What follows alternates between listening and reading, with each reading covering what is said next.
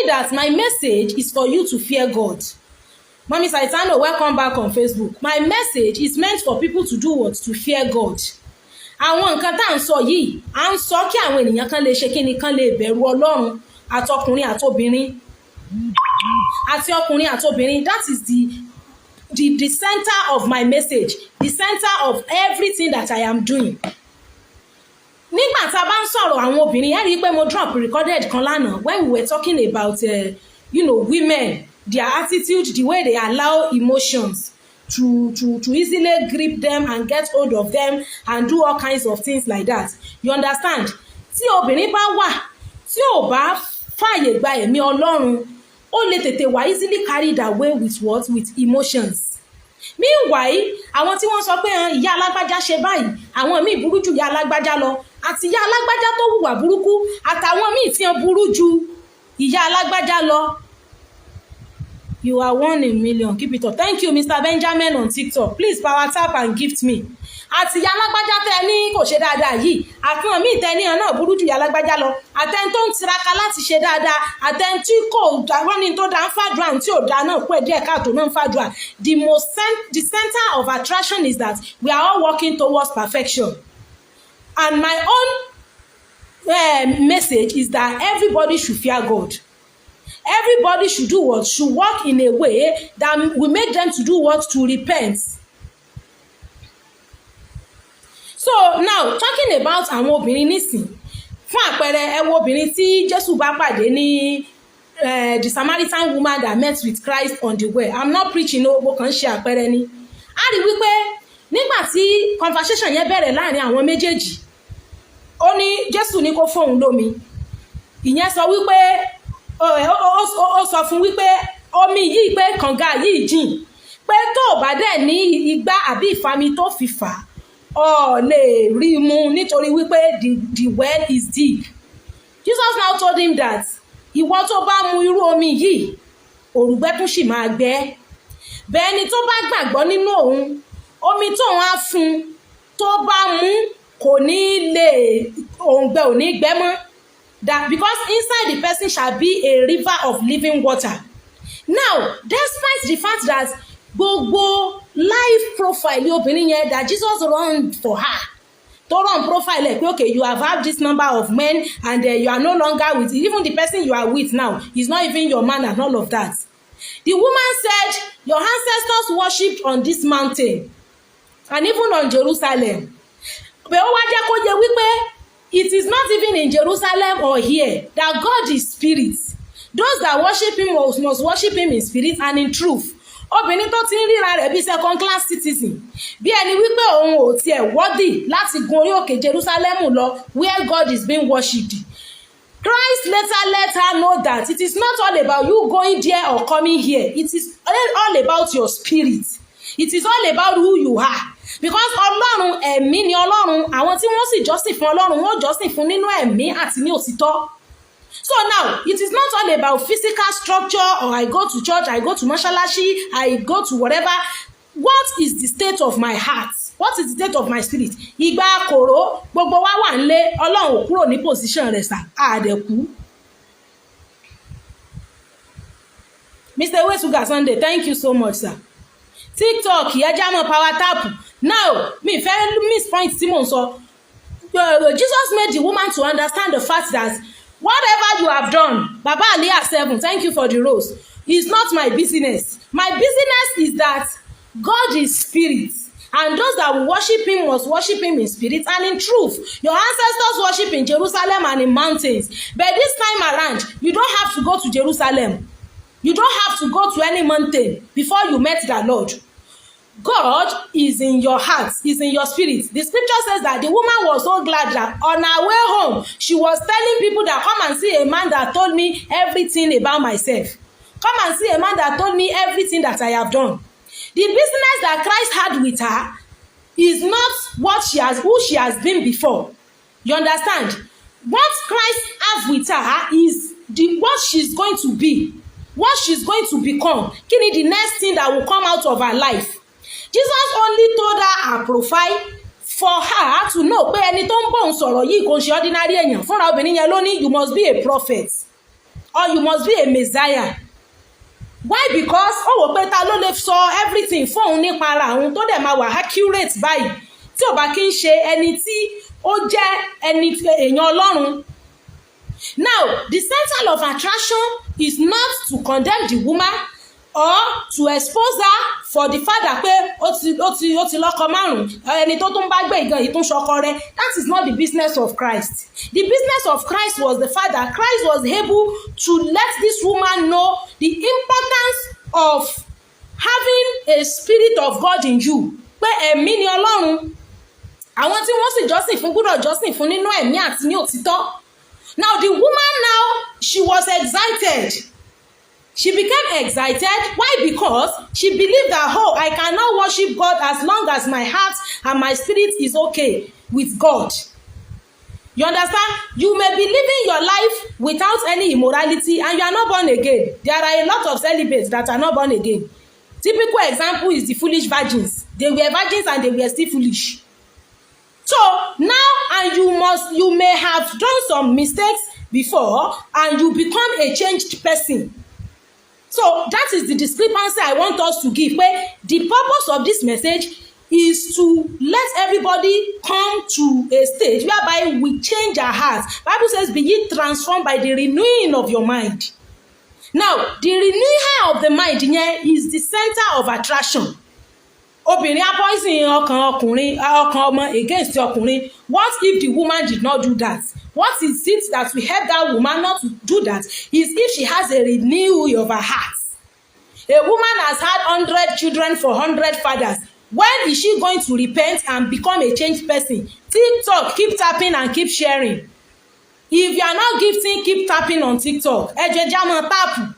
Ẹ jẹ́ máa tap screen wa ká máa share screen wa báyìí. And as you are seeing it, you will see the love. The love will be going up. And these likes, see where I point my finger now. This number of likes will keep increasing. We are taking that live to 15,000 before we end this live. So please, let us continue to share. Tẹ́ bá ti tẹ share option lórí TikTok, gbogbo friend list yín ló máa jáde.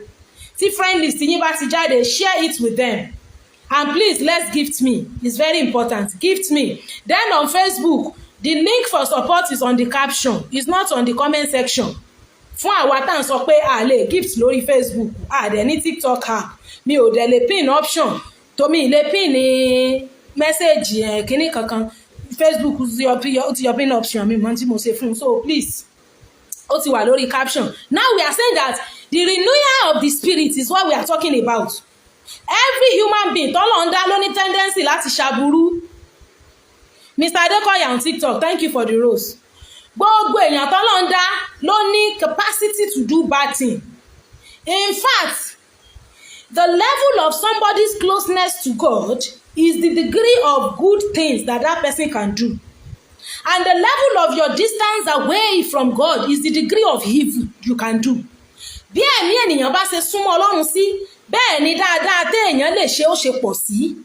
Bí ẹ̀mí èèyàn bá sì ṣe jìnnà sí Ọlọ́run sí, bẹ́ẹ̀ ni mẹ́ṣọ̀ aburú téèyàn lè ṣe.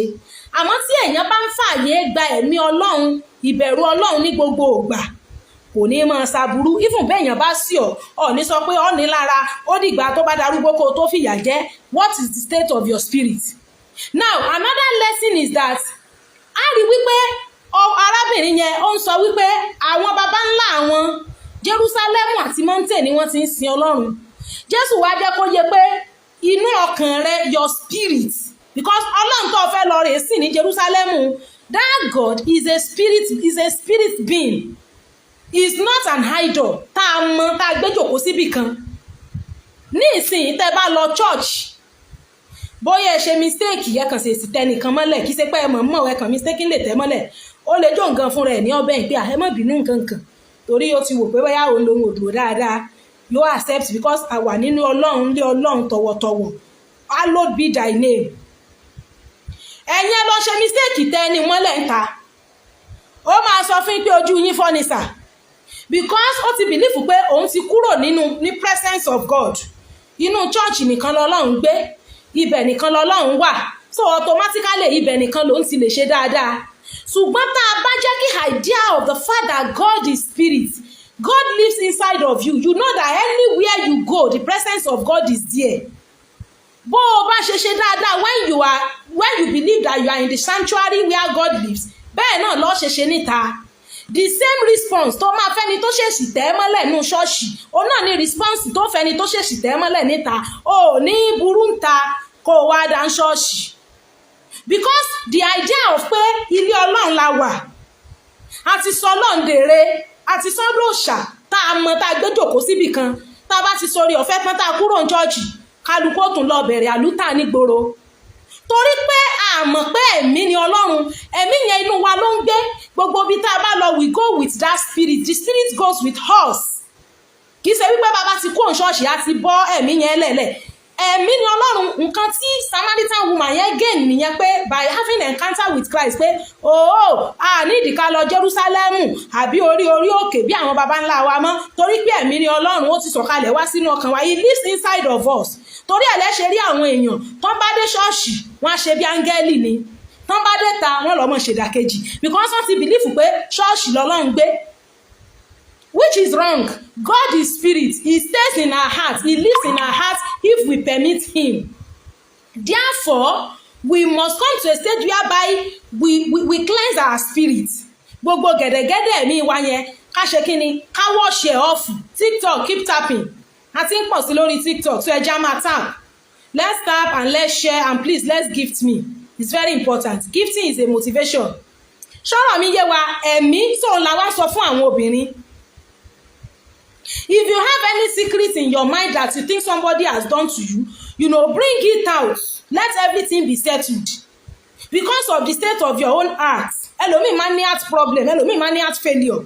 Due to àwọn nǹkan tó ti kì mọ́nú, àwọn gẹ̀dẹ̀gẹ̀dẹ̀ tó ti ba inú rẹ̀ jẹ́ tí ò fẹ́ sọ. So ìyẹn ò ní jẹ́ kí ìfẹ́ Ọlọ́run kó ṣe kí ni, kó rọ̀ lọ́rùn láti ṣe. Mami Alonge, you said I'm with you but driving home ni. All right ma, safe journey. Ṣàlàyé mi yé wa. So God is a spirit being. Ẹ̀mí tó jẹ́ ti Ọlọ́run. Ẹ rí wípé encounter that woman had with Christ, that encounter was not to open the profile of the woman and start saying you have done this. Jésù máa sọ ìrìn àjò ayé ẹ̀ fún kó lè mọ èèyàn tí Jésù ṣe, pé ẹni tí ò mọ orí tẹ́lẹ̀ tó dẹ̀ sọ everything fún òun nípa òun. Definitely he must be a spirit being. He must be a spiritual person. For confirmation, Facebook, please press like and love. Ìyẹn ni essence. But even the person you are living with is still not your man sef. But your ancestor ó ní omi tó ń fún ẹ, omi tó ṣe pé nígbà tó o bá mú òun gbé ò lè gbé ọmọ. Daddy Fadiora, thank you for joining me on Facebook. Orugbe ò lè gbé ọmọ mọ́, bẹ́ẹ̀ náà ló dẹ̀ ṣe jẹ́. The woman ó sọ̀rọ̀ ó ní pé the well is deep, ó ní kànga náà jìn, ọ̀ sì nífa mi ọ̀ nígbà tó fìfà, bọ́ọ̀ ló ṣe wá fẹ́ rí omi mu. Jésù wá sọ fún pé omi eléyìí ẹni tó bá mú òrùgbẹ́ tó máa gbẹ́, ó tún máa ní láti padà wá. Woman yẹn ní omi tó ní tó bá fún yàn, bẹ́ẹ̀ yàn bá ti mú òǹgbẹ ò ní gbẹ́ èèyàn mọ́. Fẹ́mi náà lómi un, ọmọ ẹ̀pẹ́ mọ̀ wá sí odò lójoojúmọ́ láti wá mọ́ pọn mi. Jesus was speaking in the spiritual realm. Ó ń sọ̀rọ̀ nínú ẹ̀mí. Nítorí pé ẹni tó bá ní nínú ọkàn rẹ̀ yóò jí orísun tó ń spring out to everlasting life, springing out to everlasting joy, springing out to everlasting, love in union with Christ. Now, when you now receive him, the Spirit of God that now lives in you will now make you such a deep person in the Spirit. Just like the woman is saying, this well is deep. Ó ní omi náà jìn, ìjìnlẹ̀ yẹn ló máa wà nínú rẹ nísìn, because you have received the Spirit of God in you. You no longer live like those women who are waiting to punish their husband at the old age. You are no longer those women who will come and stop your husband from doing good to somebody. You are no more those ones. The spirit that now lives in you is a different one that makes you to be deep in the spiritual things rather than being deep in the physical things. Jesus have no business with the woman's lifestyle. Whether she's a virgin, whether she's a celibate, whether she has 100 husbands, is not the business of Christ. The business of Christ is that You don't have to go to Jerusalem. All what you need to serve the Lord is your spirit. Now, the question is, what is the state of your spirit being? Right now, what is the state of my heart? Do I still have it in mind that my fellow human being should do this, something should happen to him because he offended me yesterday? Praise the Lord. So nǹkan tá à ń sọ nìyẹn, àwọn obìnrin tí wọ́n ní ẹ̀mí ibú lẹ́mìí tí wọ́n wá ń sọ pé ṣebí ìyá alágbájá tán ló ṣe kinní kan, ṣe bẹ́ẹ̀ lòmíì náà burú jù ìyá alágbájá lọ, àtẹni tó burú jù ìyá alágbájá àti ìyá alágbájá tó ṣàbúrú, the two of them need what? Repentance. Mr. Adekoya, thank you for the cap on TikTok. All of them need repentance, such that they will not need to be going to a place every day to go and visit how Mrs. Hay will punish her own man in old age. They will now be looking into the spiritual aspects and become deep, because the well is deep. And the kind of water that Jesus said is going to give is going to be a source. He said, inside that person shall be a river of living water springing up to everlasting life. Not the one that is springing up to bitterness. Not the one that is springing up to hatred and lust. Bitterness, unforgiveness. So now we are saying that the outcome of the woman's encounter with Christ made her such that she becomes happy. She now see herself, oh, I can worship God even right in the comfort of my house. I don't have to go to Jerusalem. Because the punishment that you are planning for your fellow human being cannot still give you joy. That's another spiritual meaning. Láti ọdún ìtàwọn obìnrin tí ń hùwà abú, tí wọ́n ti ń bọkàn ọmọ jẹ́ sí bàbá, tí wọ́n ti ń dàǹbarú gbogbo nǹkan, they are not still satisfied.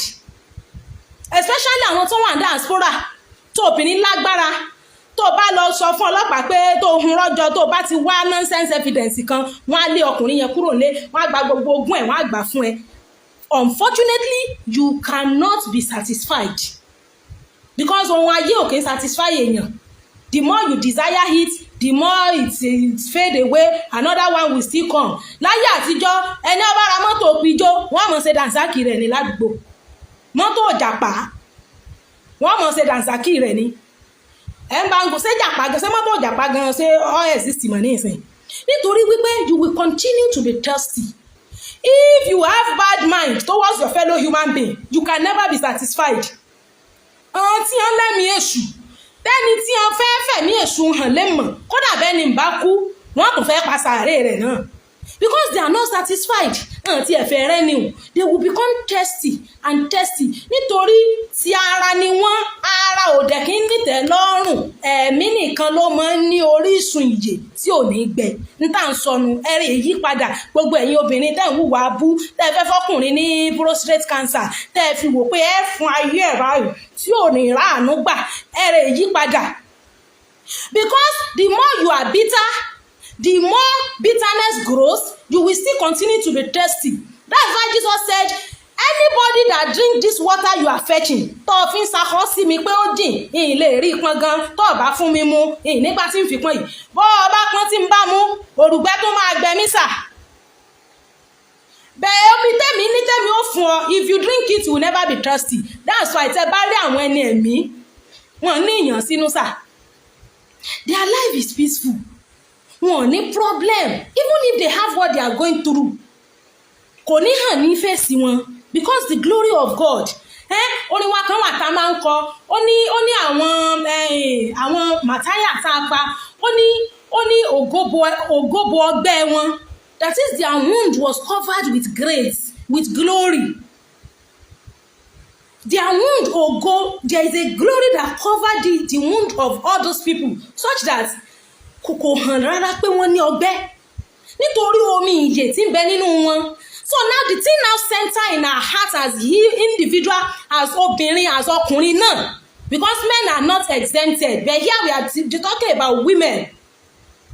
Praise the Lord. Now the point is, our spirit is what God wants to relate with. We understand the fact that so many people might have been hurt by the behavior, action and inaction of some people, but we are saying that the state of your mind is very important. Nítorí ẹ̀san tó fẹ́ gbà yẹn, kọ́ ọgbẹ̀san yẹn tán gan sà, you will still be thirsty. You will still be tested. Test yẹn ò lè tán. Just like the correct analogy that Jesus made. Now the woman left the presence of Christ with joy. Gbogbo àwọn tó bá pàdé lọ́nà torí nígbà tá a wà ní kékeré wọ́n máa ń play yàtọ̀ fún pàǹkà wọ́n tún máa ń play ẹ̀ fún wa ní screen. Then mo tún wo bí kíní fíìmù ẹ̀ táwọn òyìnbó ṣe recently of that story. As the woman was going, she was happy. She was excited. She said, I carry the presence of God in my heart. I carry the presence of God in me. That joy alone is making her to be excited. Ẹni tó ti ní rẹ̀ bí second class citizen. Ẹni tó ti ní ọkọ márùn-ún náà ló ti ní. Ẹni tí tún bá gbé gan ní ìsìn Jésù ní kì í tún sọkọ rẹ̀ gan. Jesus only said that for her to know pé òun mọ irú èèyàn tí woman yìí ṣe. But that is not important. Even if you have not met a man, that is not important. What is important is for you that your spirit should be what? Should be in association with God. Your spirit should be in accordance with God. You should dump all of those things and be renewed. The Bible says be renewed. Be ye transformed by what? The renewing of your mind. No, so that is what we are saying. For women who are saying that they have seen vengeance as a means to do what? To express their anger and to express their dissatisfaction with what is happening. Even it might not even be a man and a woman matter. It can even be elsewhere, office, work, adugbo area, anywhere.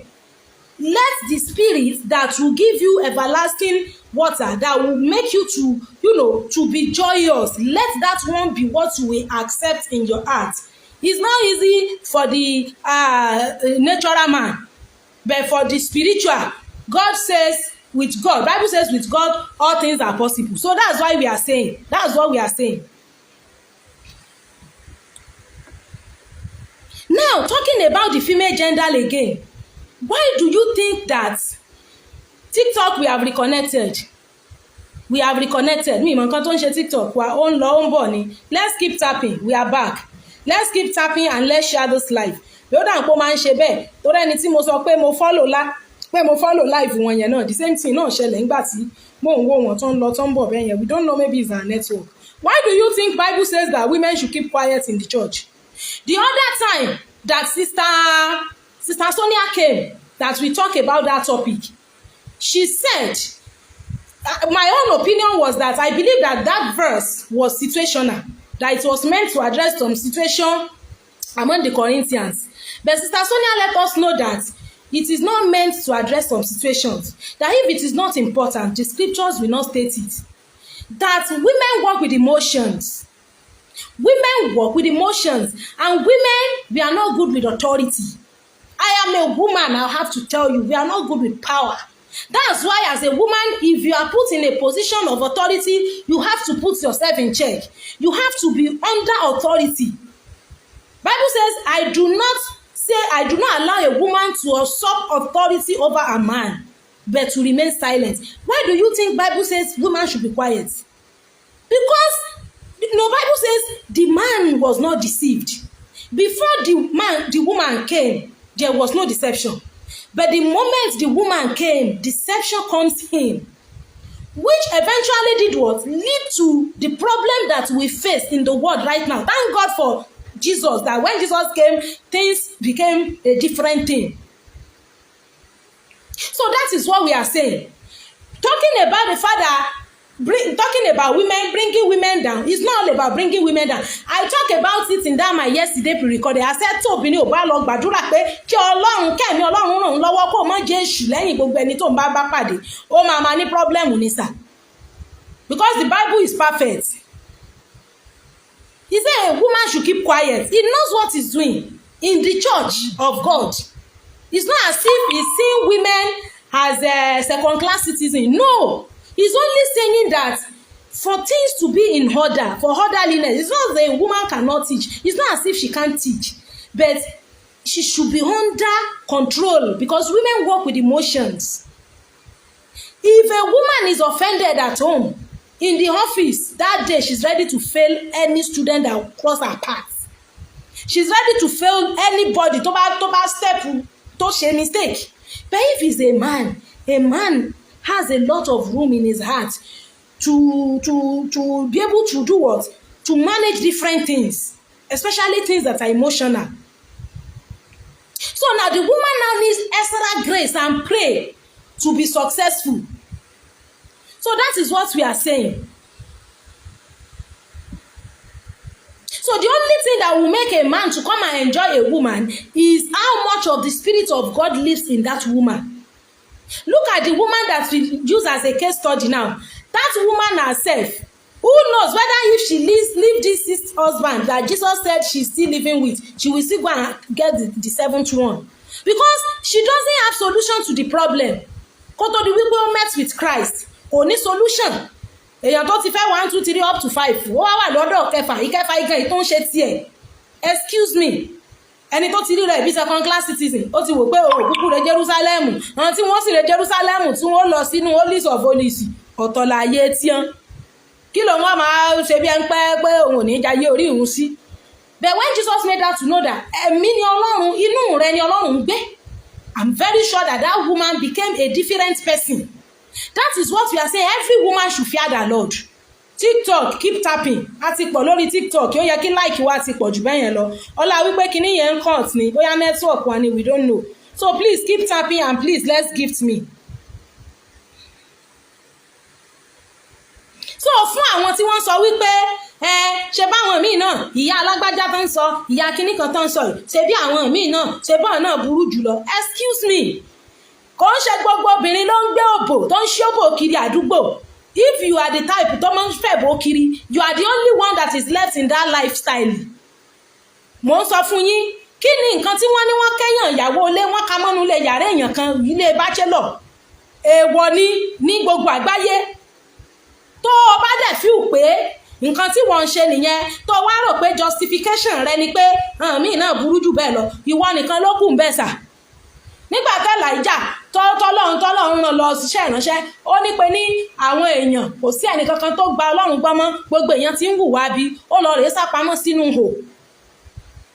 Ọlọ́run wá sọ fún pé òun ti set aside the 7,000 men that has not bowed their head to what? To the image of Baal. Pé òun ti gbé àwọn ẹgbẹ̀rún méje ọkùnrin kalẹ̀ tí wọn ò tí ì forí balẹ̀ fún ère Báálì. That means bí wọ́n ṣe fi pé gbogbo èèyàn ló corrupted ìṣiṣẹ́ṣekúṣe ìwọ nìkan ló kù ń bẹ̀.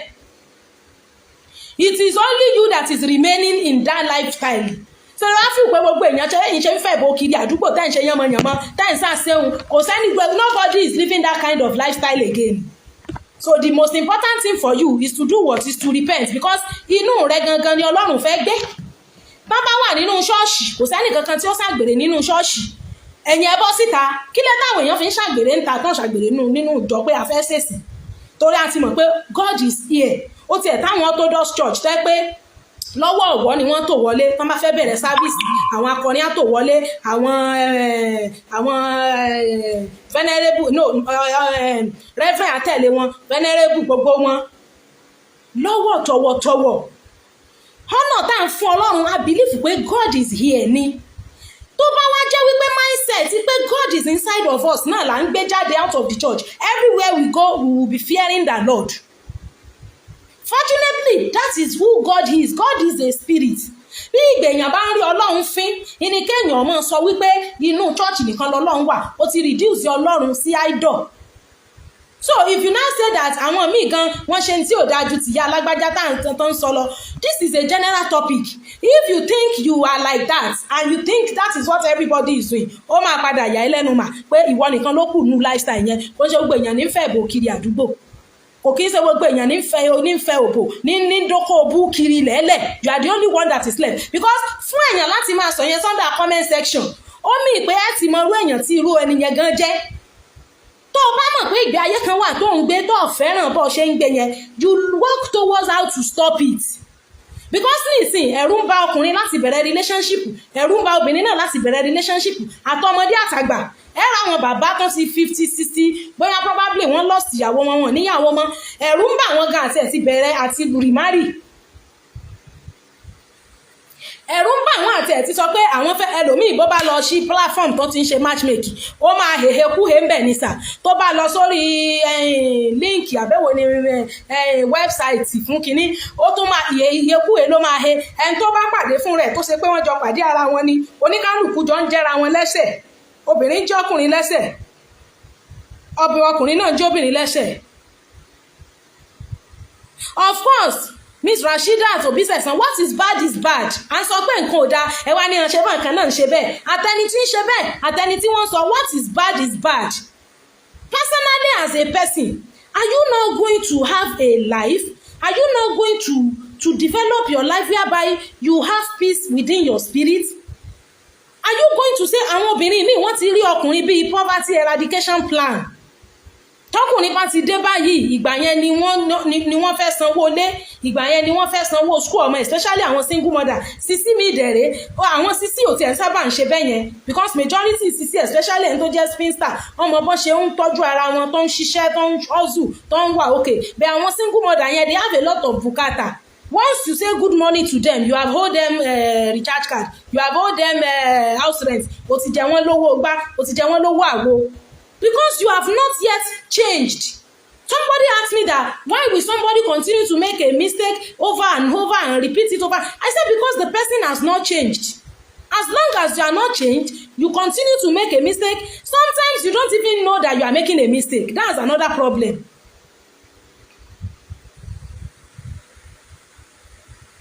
So that is what we are saying. Fún obìnrin tó bá nírú yẹn lẹ́mìí tí ò dẹ̀ wá bí ó ṣe ṣe àyípadà ọkàn rẹ̀ irú obìnrin yẹn sà ó máa padà ní problem.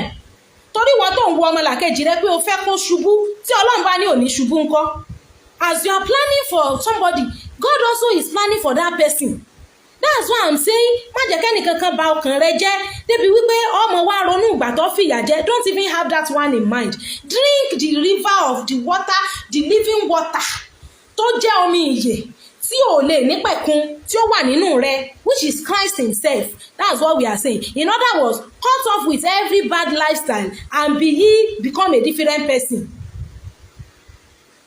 Can you imagine Mr. Olalekan Salami wọ́n ní someone block me because of gas money single mother. You can imagine èèyàn pàdé ẹ̀ tàbí ìpàdé ẹ̀ ó sì ní ọwá fún ọ̀fíìlì gáàsì.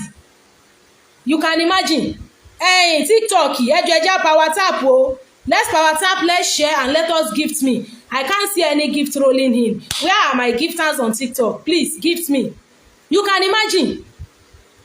Torí gáàsì ó blọ́ọ̀kì àwọn ẹ wo orú èèyàn yẹn. Ẹni tó o bá pàdé o mọ financial market pocket yẹ o mọ so in that sọ nìyẹn change your mind. Be ye transformed by what the renewal of your mind. Change your become a different person.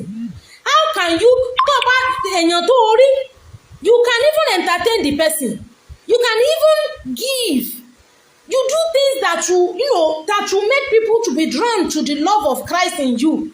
Not that kó ti ríyàn kan kó wá sanwó ilé ẹ kó wá sanwó gáàsì ẹ kó wá bẹ́ẹ̀ fi gáàsì ìkan náà ló lóun ti ẹ̀rí single mother kan ló ń bá sì ń bá sọ̀rọ̀ nǹkan kan ló bá wá sí ló ń bá lọ sí ọ̀dọ̀ ẹ̀ ló ń lọ kíá lọ́mọ rẹ̀ bá wá bá pé àwọn fẹ́ wọ́n ti lé àwọn fowó lesson school wọ́n ti lé àwọn fowó ilé wọ́n ti lé àwọn fún owó inter-house sport wọ́n ti ṣe gbá wọ́n ti ṣàwo lójú òun sì mọ̀ pé òun ni ó sọ fọ́mọ yẹn kó wá béèrè owó yẹn lọ́wọ́ òun. You are just downgrading yourself. Mọ̀mí Alonga, you said not all single mother. Àwọn single mother tán kì í ṣe bẹ́ẹ̀. Ó jẹ́ àwọn single mother tí wọ́n ti face reality tó ń ṣiṣẹ́ tán lówó lọ́wọ́ tán wà okay. Unfortunately, obìnrin mi ò mọ̀ wípé kí life ẹ tó wà attractive sí ọkùnrin tí yóò wúlò. Ìwọ gan gbúdọ̀ ní nǹkan tí ìwọ gan gbé dání. Torí ọkùnrin gidi kò ní fẹ́ kó wá fi bùkátà bá ayé òun jẹ́ kó mú gidi ayé òun sọnù. TikTok, keep sharing. If anyone is not adding positive value to your life, humbly cut them off. Of course, Mr. Opeyemi on TikTok. Of course. Tó o lè add value àtọkùnrin àtobìnrin. Gone are those days when we think that it is men that we do all of these things. Gbogbo ọjọ́ yẹn ti kọjá lọ. Ní ìsìn, èmi dẹ̀ máa ń rò pé àwọn obìnrin tí wọ́n máa ń ṣe bẹ́ẹ̀ ni àwọn obìnrin tó yẹ pé bóyá ilé bàbá wọn ni wọ́n ń gbé tí wọ́n fi lọ léèwé. Àwọn míì wà tó yẹ pé àwọn òbí wọn kọ́lé sí city táwọn òbí wọn kọ́lé sí yẹn ibẹ̀ náà ni wọ́n ti lọ léèwé. Wọn ò ní reason láti lọ sí hostel láti lọ máa gbé.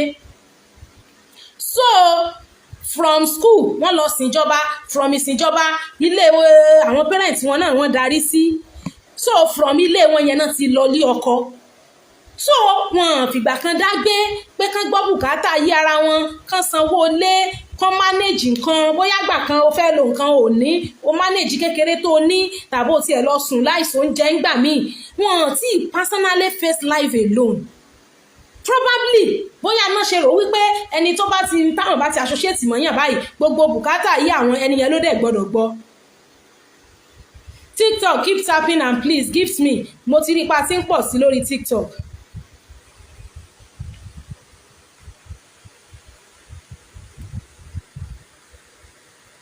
So that is what we are saying. Everyone must have a change of heart. Prince Deji, and once you say you don't have much, they become rascal in talk. Of course, there's a feeling of entitlement. Some women are devourers. They are ready to devour men. Reasons I don't relate much with women I met online space. That's why some of these single mothers fall prey of bad men. Of course, ibi tí àwọn ọkùnrin sì wà ní pé tó má ti rí wípé wà selfish, especially tó jẹ́ pé bóyá o jẹ́yàn kan tẹ́ pé you are not reserved. Gbogbo owó tó ń gbà, gbogbo pepper soup, gbogbo ẹja tó ń jẹ yẹn, ó máa yà ẹ́ lẹ́nu. Ó máa fún ẹ, wàá máa jẹ, tó bá yá mọ̀mọ́ fún ẹ lóyún. Á dẹ̀ ní kó foyún yẹn lẹ̀. Nígbà bá rí pé tó bí oṣù bíi 8, ìgbà yẹn ni ó tó sọ pé òun ò fẹ́ ẹ. Laziness ìjọ́sí, iṣẹ́ tó fẹ́ ṣe ń jọ́sí tó kàn fẹ́ máa jẹ níbi tó ọ̀sẹ̀ sí òun. Ọ wàá ṣẹ̀ṣẹ̀ wàá ṣe iṣẹ́ yẹn because gbogbo owó tó yẹ kó fún ẹ kó o fi tọ́jú ọmọ yẹn kò ní fún ẹ mọ́ because bùkátà ti dé sí ẹ lọ́rùn, tó o bá pè kò ní gbé mọ́. Ṣé bó o fẹ́ ṣe ni iṣẹ́ tó fẹ́ ṣe, ẹni ó ní ó wá ṣe tó yóò wá tó lòun lè ṣe tó yóò wá padà ṣe tó. So gbogbo spirit of greediness, spirit of bó ṣe take èèyàn ní mugun, bó ṣe greediness, covetousness, theft, all of these things, pack them up and face life the way life supposed to be. If you need to go back to church, you need to go back to God, please go back. We understand the position of church these days, but serve your God. After grace and benediction, go back home. Have a personal studies of the scripture. There are some stories that ń kà nínú scriptures tó yẹ pé tá a bá tún kà ó máa dàbí ìpá àkárí. This story of a Samaritan woman yìí àti kékeré la ti ń kà náà. But the more we read, the more it gives us a different meaning and insights, which is very deep. Tó bá jẹ́ obìnrin, má fi pé bóyá ọkùnrin kan ló máa bẹ́ẹ̀ solve problem ayé ẹ. Be a virtuous woman. The little you have, make use of it. Má dá bùkátà síra ẹ lọ́rùn. Èèyàn kan send voice note sí mi recently. Wọ́n ní ẹ wo Sister Bọ́sẹ̀ ẹ kàn wulẹ̀ ń sọ̀rọ̀ ni. Àwọn obìnrin yẹn wọ́n máa dó wọn ṣeré ni. Wọ́n ní because àwọn yẹn gan wọn fẹ́ ready láti change. Àwọn fún mi lóríṣiríṣi scenario wípé okay kẹ́mi náà wo situation tó jẹ́ pé obìnrin wà kò níṣẹ́ kankan tó ń ṣe, single mother ni ẹ́, wà wá lọ máa farawé àwọn obìnrin tán wà nílé ọkọ, ẹ mọ̀ wá lọ patí, ẹ mọ̀ ra bàtà 50,000, gèlè 100,000, léèsì 250,000. ẹni tó lọ́kọ ó lè rí ẹni tí ọkọ ẹ̀ lè sọ fún pé òkè máa jẹ́ àgbáyé báyìí, bẹ̀ ìwọ tó ò ní ibo ló ti fẹ́ rí ju wípé kó máa ṣaṣẹ́wó lọ.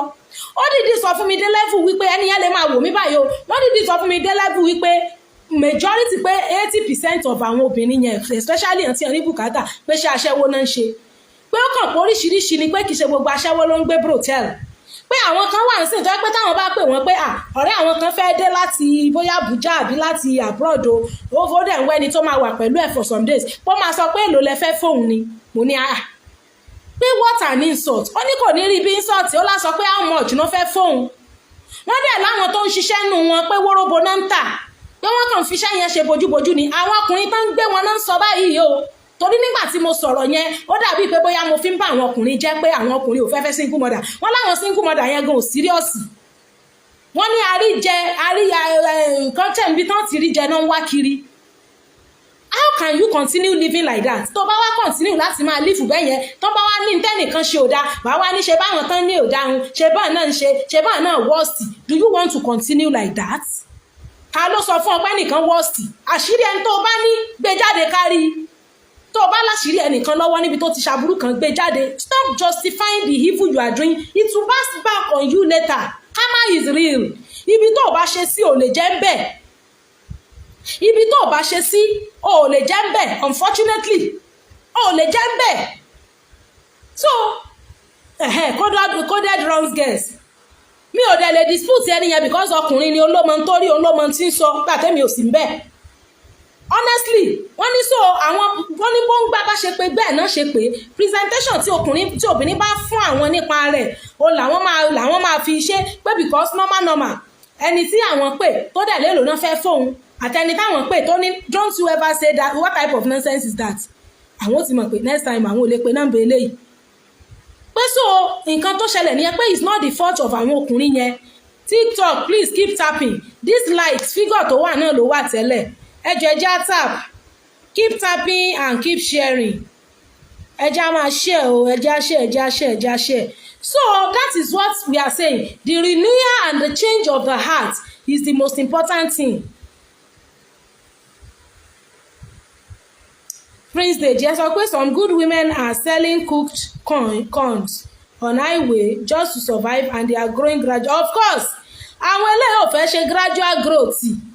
Olówó kan tí ó kàn dáre fẹ́ wọn ẹ̀yin ò mọ̀ wípé olówó gidi. Sisi mi if single mother can work she will have choice on whom to date. Of course because àwọn ọkùnrin máa dúfẹ́ àdùfẹ́ ló máa jẹ́ àdùfẹ́ máa dúfẹ́ ni tó rọ́mọ̀ kó ń ṣiṣẹ́. Trust Sheyi on TikTok. Thank you for the rose. Thank you. Tọ́lá mọ̀ pé kò lè dé bùkátà sáwọn lọ́rùn. Àwọn olówó gidi tí wọ́n ṣe yahoo. Thank you for the rose. Everybody help me connect with Mr. Sheyi on TikTok. He's running me rose. He's number 1 now. Ṣé mọ̀ wípé TikTok wá ó ti já bí ẹ̀ẹ̀mejì. Tá reconnect. Now my number 1 top viewers on TikTok now is Trevor Sheyi. Let me just say Mr. Sheyi. Torí mi read the front one yẹn pé. So everybody on TikTok, all of us, let us connect with Mr. Sheyi. Just click the number of views that I have. Then you will see top viewers. Mr. Sheyi is number 1. Sheyi is number 1. Then you click on follow. Tẹ́ bá ti click follow. Click friends yẹn. Kẹ́ lọ click on follow. Then you follow him back. So by now gbogbo àwa tá wà lórí TikTok live mi sìn báyìí we must have followed Mr. Sheyi. Everybody let's go. Keep tapping please. Keep tapping. And if you want to grow your follower type BMF on the comment section. Talking to TikTok people now. Ìwọ tó bá fẹ́ grow page rẹ tó sì gift mi ẹjá tẹ BMF be my friend. Be my friend. Gbogbo ẹni tó bá ti tẹ BMF gbogbo ẹjẹjá lọ follow ẹni yẹn lórí TikTok. Ẹni tó bá ti gbé follower rẹ̀ dé 1,000 the person can go live on TikTok and the person too will be gifted and you can withdraw your gift as money. So why will you sit down and you will not do it? Connect with Mr. Sheyi everybody. Thank you for the perfume. Hey, Mr. Sheyi love me with 5 perfume. God bless you sir. Dare Joshua Akinosin. Everybody please connect with Dare Joshua. He has typed BMF. Please gift me we are connecting with Mr. Sheyi. Everybody tap power tap and go to the number of views that I have. Tebatiri Amari top views me. He's having 124 coin now. That's what he has gifted me. I mean Travis Sheyi. So please everybody connect with him. The option to connect is no more on my screen because I've already followed him. Àwọn olówó gidi bí mo ṣe ń sọ wọn ní fẹ́ kẹ́ni kankan wá kó ṣìran àwọn sọ̀rọ̀ yìí ṣàlàyé mi ti ń yé wa wọn ní fẹ́ kí ẹnì kankan kó wá kó poverty láti ṣe kíni láti ran àwọn tẹ́ bá rí ẹni tó ní owó tí náwó yàfùn ẹ ti mọ̀ wípé irú ẹni yẹn owó rẹ̀ yẹn ó ní bá àwọn owó téèyàn ṣiṣẹ́ fún tọ́lọ́run bá tiẹ̀ bless èèyàn tó fúnyàn ní burújí èèyàn nínàkúnà àwọn ọkùnrin tọ́lọ́run kẹ́ níkẹ́ gidi tó ṣe wípé ọlọ́run dìídì kẹ́ wọn ni kì í ṣe wípé bóyá wọ́n hùwà burúkú wọ́n pààyàn kan tó rí owó wọn ìṣòwò àjálẹ̀ tó bá fẹ́ invest owó yẹn wọ́n máa invest ẹ̀ lórí èèyàn gidi. Welcome back on TikTok. Network yìí is not stable on TikTok. Okay, the network is stable now. We are back on TikTok everybody. We are back now on TikTok. Keep tapping please. Keep tapping and let's reconnect. Àwọn olówó gidi wọn ní fẹ́ invest owó wọn sórí bùkátà wọn ní invest ẹ̀ sórí obìnrin tí ọmọ béèrè owó gáàsì tí ò lè dáṣẹ́ ṣe kó ra gáàsì sínú ilé kó fìlì gáàsì ara ẹ̀. Akodudu on TikTok, you are welcome. Please keep tapping and share and don't forget to gift me. Àwọn ọkùnrin gidi wà but àwọn gan